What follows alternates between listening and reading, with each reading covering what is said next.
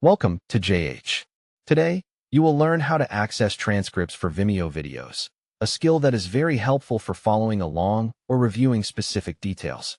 To begin, navigate to Vimeo.com and sign in to your account. Logging in is a vital first step, as it ensures you have access to all the features your account offers, including transcript options.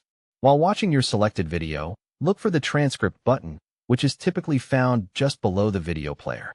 It may not be obvious for every video, so look closely. Once you find and click it, the text will appear on the right side of the player. This transcript is fully synchronized, meaning the text highlights in real time as the video plays. This feature is excellent for multitasking or if you find it difficult to catch every word, as it greatly improves your comprehension and retention of the content. If you need to find specific information, Vimeo includes a helpful search icon within the transcript window.